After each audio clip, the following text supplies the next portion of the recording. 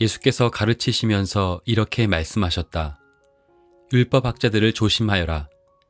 그들은 예복을 입고 다니기를 좋아하고 장터에서 인사받기를 좋아하고 회당에서는 높은 자리에 앉기를 좋아하고 잔치에서는 윗자리에 앉기를 좋아한다. 그들은 과부들의 가산을 삼키고 남에게 보이려고 길게 기도한다. 이런 사람이야말로 더 엄한 심판을 받을 것이다.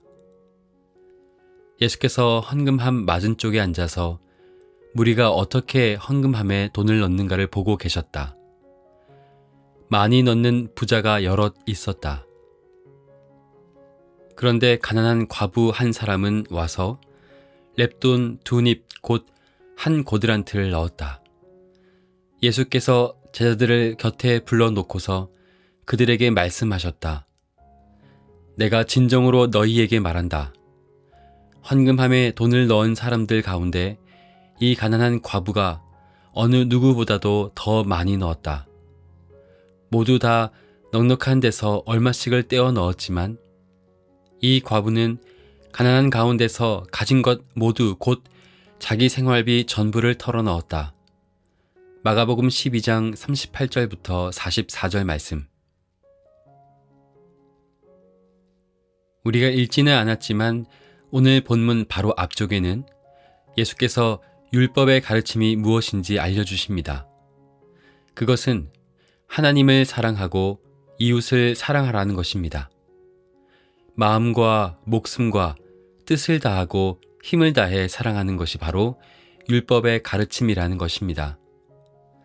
그러나 당시 율법에 정통하여 율법을 가르치는 율법학자들이라고 하는 사람들 대부분은 자신들의 위신을 소중히 하는 사람들일 뿐이었습니다.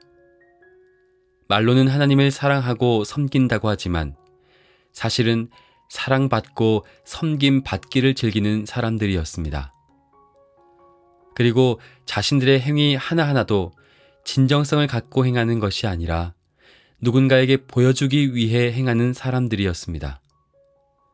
그들은 예복을 입고 다니기를 좋아하고 장터에서 인사받기를 좋아하고 회당에서는 높은 자리에 앉기를 좋아하며 그들은 과부들의 가산을 삼키고 남에게 보이려고 길게 기도하는 사람들이라는 것이 예수님의 평가였습니다.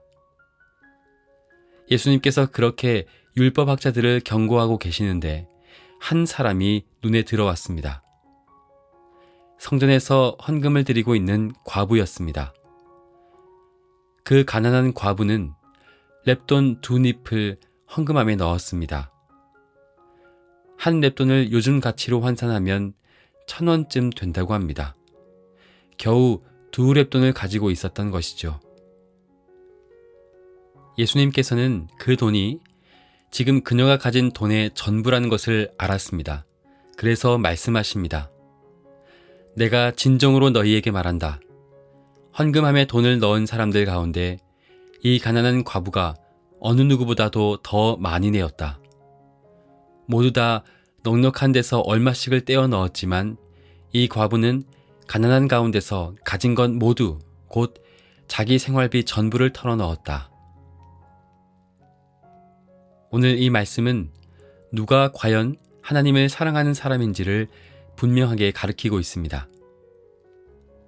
하나님을 섬긴다고 하면서도 사실은 자신들이 섬김받기를 즐기는 사람들과는 달리 이 가난한 과부야말로 가장 하나님을 사랑하는 사람이라는 것입니다. 대개 이 말씀을 통해 헌금이라는 단어에 주목하곤 하지만 정말 중요한 것은 온 정성을 다하여 하나님께 드리는 그녀의 마음과 태도였습니다. 그녀의 마음은 율법에 정통하다는 율법학자들과는 달랐습니다. 율법학자들은 남에게 보이기 위해 종교적 행위를 할 뿐이었지만 그녀는 하나님께 그녀의 삶을 온통 그리고 진심으로 내맡기고 있습니다. 그녀의 이런 태도를 누가 뭐라 할 수 있을까요? 종교 지도자라고 하는 사람들도 오늘날 목회자라고 불리는 사람들도 쉽게 따르지 못하는 참 믿음의 사람입니다. 그저 그녀 앞에서 입을 다물 뿐입니다.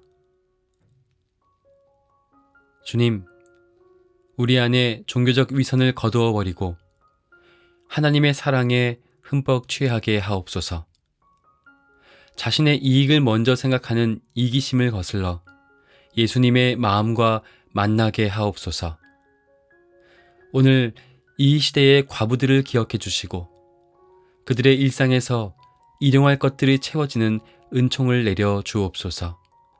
아멘.